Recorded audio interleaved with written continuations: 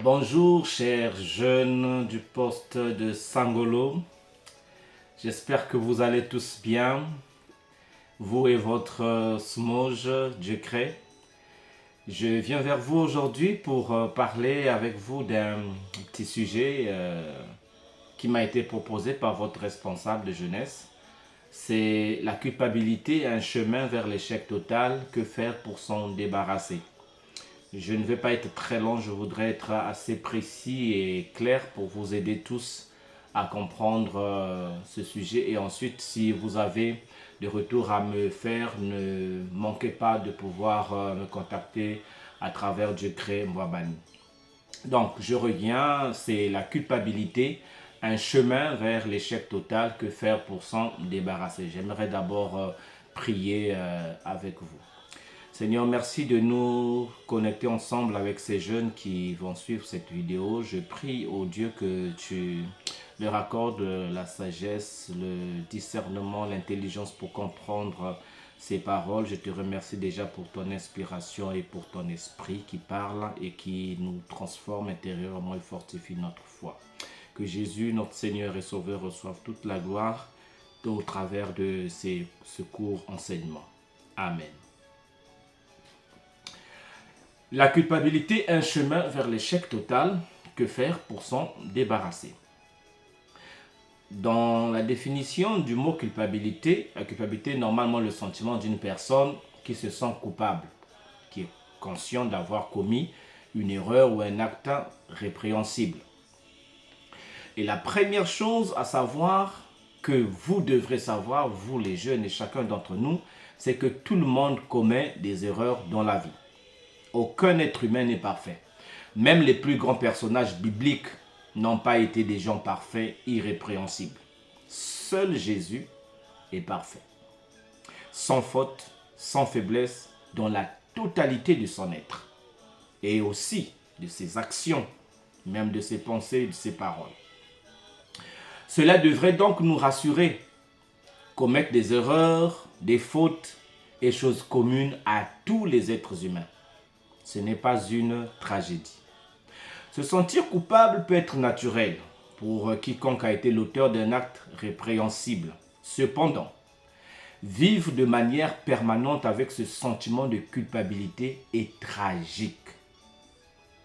Une culpabilité dont on ne se débarrasse pas peut détruire notre vie en nous empêchant d'être libérés de notre passé et d'avancer. Parce que vous savez, une personne qui vit constamment dans la culpabilité est liée à son passé. Parce que la culpabilité vient de ce qu'on a fait ou ce qu'on avait fait.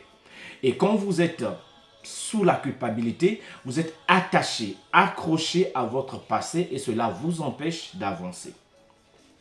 Mais vous devez savoir aussi que la culpabilité, dans un sens, c'est une bonne chose parce qu'elle fonctionne comme la douleur sur le plan physique. Lorsque nous avons mal dans notre corps, nous savons que quelque chose ne va pas, c'est un signal. Et quand nous ressentons de la culpabilité, nous savons qu'il y a quelque chose qui ne va pas sur le plan spirituel et que nous devons faire quelque chose à ce sujet. Il y a deux types de culpabilité que les gens peuvent ressentir. Il y a la culpabilité civile. Cette culpabilité concerne la violation des lois civiles. Lorsque vous grillez par exemple un feu rouge, voilà, c'est une loi de l'État. Lorsque vous transgressez les lois de l'État, vous stationnez là où c'est interdit de stationner, vous brûlez peut-être quelque chose là où c'est interdit de le faire. Vous ressentez la culpabilité surtout si vous êtes pris. Et un autre type de culpabilité, c'est la culpabilité biblique. Et ça, c'est lorsque on a transgressé les lois de Dieu, les lois bibliques. Mais comment pouvons-nous faire face à la culpabilité, surtout à cette culpabilité biblique, parce que c'est d'elle que je veux parler avec vous. Alors, il y a des mauvaises manières de faire pour s'en sortir de la culpabilité. Il y a des gens qui pensent que le meilleur moyen de s'en sortir de la culpabilité, c'est de faire des bonnes œuvres. Donc, les bonnes œuvres ne peuvent pas nous délivrer de notre culpabilité. La Bible parle de la justification par les œuvres comme quelque chose d'inapproprié aux yeux de Dieu. Parce que aux yeux de Dieu, personne ne peut être justifié par les œuvres. Donc, quand tu te sens coupable, accomplir une bonne œuvre ne va pas laver ta culpabilité, ni ne va pas te justifier aux yeux de Dieu. Une autre mauvaise manière de faire, c'est de passer par la comparaison. Souvent, il y a des gens qui ont commis un délit, un acte répréhensible et disent « Ah, moi, je ne suis pas pire que l'autre, je suis meilleur que Y. » Mais la comparaison n'est pas raison. Et effectivement, une comparaison ne peut pas t'aider à laver ou à te débarrasser de ta culpabilité. Vous vous rappelez de l'histoire du pharisien dans Luc chapitre 18, 12 qui priait « Moi, je ne suis pas comme ce publicain. » Mais la fin de l'histoire nous dit que c'est le publicain qui était sorti justifié. Lisez l'histoire dans Luc 18. Une autre mauvaise manière de se débarrasser de la culpabilité, c'est la religiosité. La religiosité, c'est quoi? En fait, certaines personnes pensent que le fait qu'ils connaissent la Bible, qu'ils servent à l'église, qu'ils ont des responsabilités, alors leur position, leurs connaissances peuvent couvrir leur culpabilité. Ça n'aura aucun effet.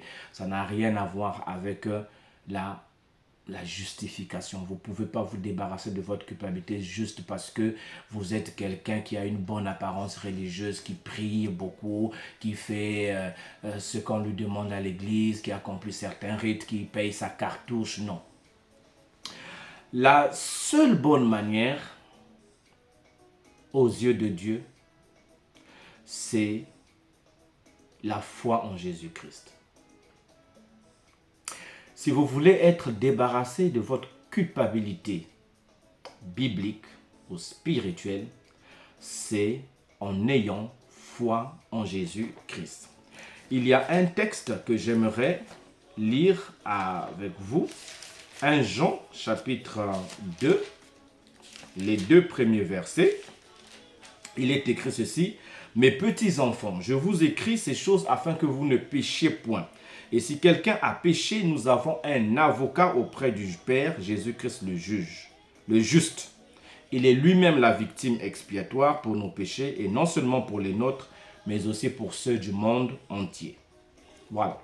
Donc, c'est Jésus-Christ qui est le moyen par lequel nos péchés sont pardonnés. À cause de ce que Jésus a fait au calvaire, et parce que nous avons reçu cet évangile par la foi, nous pouvons dire avec Paul, ayant été justifiés par la foi, nous avons la paix avec Dieu par notre Seigneur Jésus-Christ. Romains chapitre 5, le verset 1. Donc du moment où nous croyons à l'évangile, du moment où nous avons reçu cet évangile par la foi, qui dit que Jésus est mort à la croix pour nos péchés, alors nous pouvons dire que nous avons la paix avec Dieu.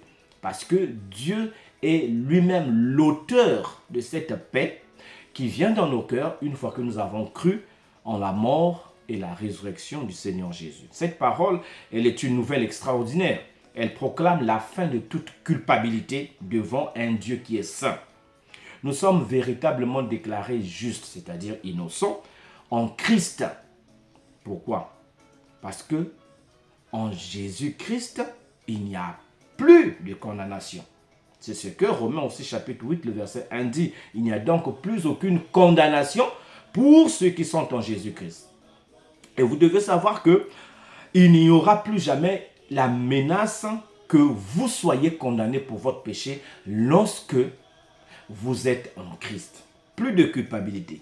Nous ne sommes plus esclaves du péché et de la mort. Sachez que la parole de Dieu enseigne que Dieu a condamné notre péché. Ce n'est pas nous qui l'a condamné. À la croix de Golgotha, c'est le péché qui a été condamné. Ce n'est pas l'homme. C'est le péché qui a été condamné afin que nous soyons délivrés de la loi du péché et de la mort. Et chers frères et sœurs, vous devez savoir une chose que dans la nouvelle alliance, nous ne sommes plus sous la loi. Qu'est-ce que la loi disait? La loi disait l'âme qui pêche, c'est celle qui mourra. Et dans Romains 3 aussi, il est dit que, dans Romains chapitre 6, le verset 23, le salaire du péché, c'est la mort. Voilà. Mais, aujourd'hui, par le moyen de la mort et de la résurrection de Jésus-Christ, nous sommes placés sous une loi supérieure.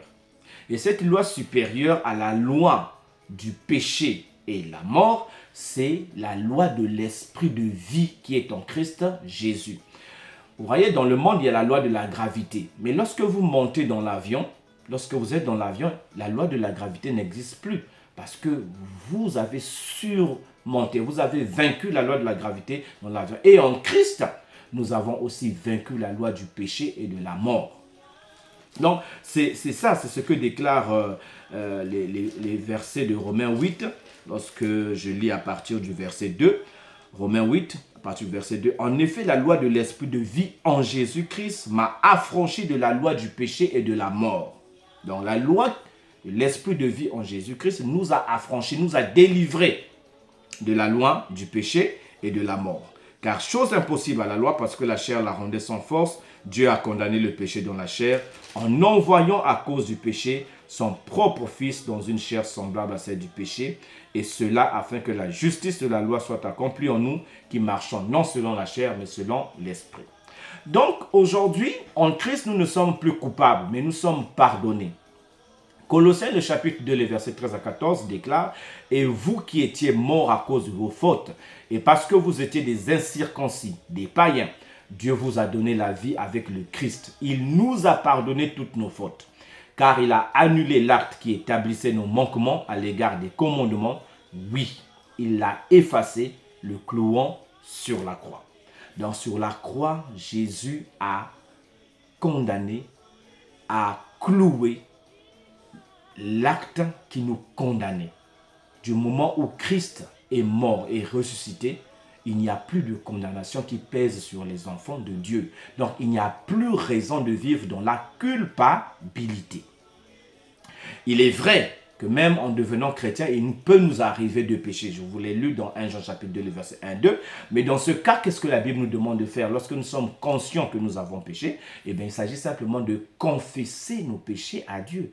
Selon la recommandation de 1 Jean chapitre 1, le verset 9 qui dit « Si nous confessons nos péchés, il est fidèle et juste pour nous pardonner nos péchés et nous purifier de toute iniquité. » Il n'est pas question de demander pardon. Il est question de confesser nos péchés. Et confesser signifie être d'accord avec Dieu sur la réalité de nos péchés. C'est-à-dire reconnaître que ce que Dieu a dit du péché est vrai et c'est ce que moi j'ai commis. Alors Seigneur, je te l'avoue, je suis d'accord avec toi que j'ai fait le mal à tes yeux. Et aussi, il s'agit de croire que Christ est déjà mort à la croix pour ces péchés-là que je viens de commettre ou que j'ai commis et que le prix avait déjà été payé.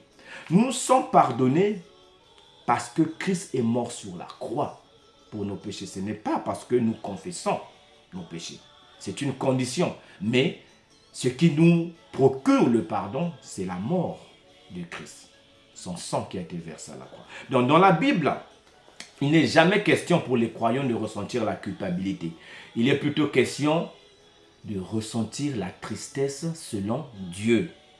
Cette tristesse selon Dieu, c'est une tristesse qui est en harmonie avec la sainteté de Dieu et qui nous pousse à la repentance. Lisez 2 Corinthiens chapitre 7, le verset 9 à 11.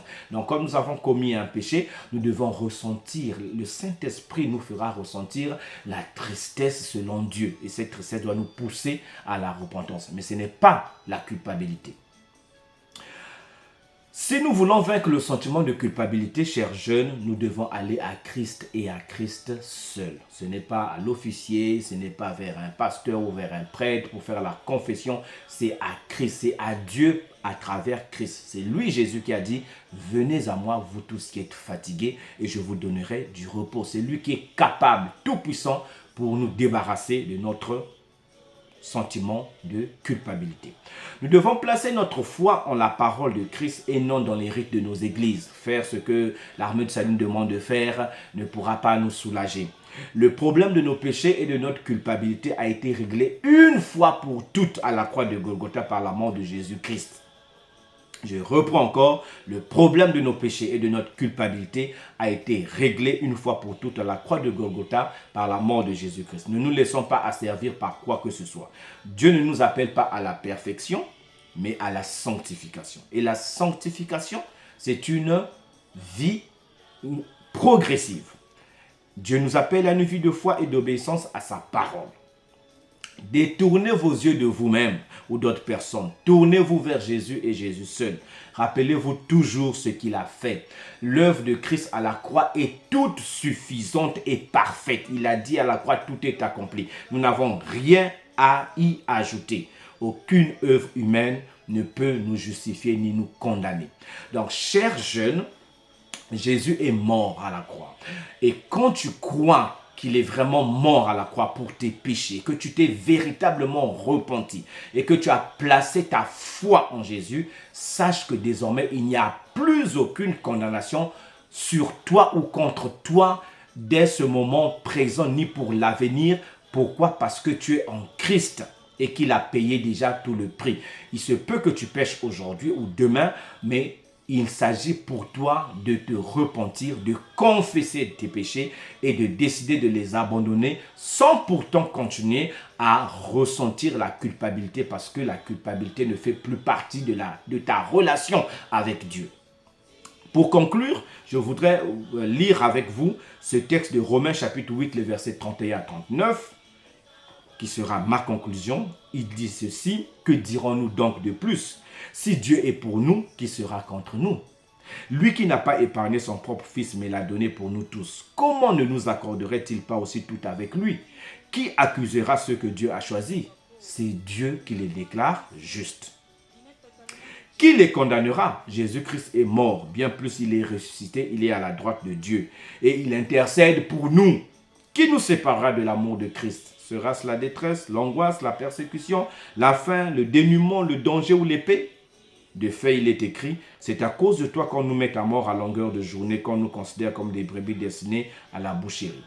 Au contraire, dans tout cela, nous sommes plus que vainqueurs grâce à celui qui nous a aimés. En effet, j'ai l'assurance que ni la mort, ni la vie, ni les anges, ni les dominations, ni le présent, ni l'avenir, ni les puissances, ni la hauteur, ni la profondeur, ni aucune autre créature ne pourra nous séparer de l'amour de Dieu manifesté en Jésus-Christ notre Seigneur. Et une dernière chose que j'aimerais vous dire, chers frères et sœurs, quand Dieu vous pardonne, il ne vous pardonne pas seulement, mais il oublie aussi vos péchés. Il les efface, il les oublie. Ce que Dieu efface, tu n'as pas le droit de le garder dans ta mémoire. Tu dois avancer et accepter le fait qu'il n'y a plus de condamnation sur toi parce que Jésus a payé le prix. Si tu t'es réellement repenti, alors sache que tu dois avancer, bien sûr en faisant des faux pas, mais tu dois continuer à avancer dans la foi et par la foi, sachant que en Jésus-Christ, il n'y a plus aucune condamnation parce que Jésus-Christ a payé tout le prix. Voilà, chers jeunes, brièvement, je ne voulais pas faire une très longue vidéo pour vous permettre de mieux assimiler cela et de revenir vers moi si vous avez des questions. Que Dieu vous bénisse, qu'il vous garde encore fidèle à lui. Je vous encourage à continuer à avancer dans le Seigneur, à continuer à faire sa volonté et à pouvoir l'aimer de tout votre cœur. Que le Seigneur vous bénisse. À bientôt. Ben, c'est votre serviteur, le major Gildas Mamona Madzou. À bientôt.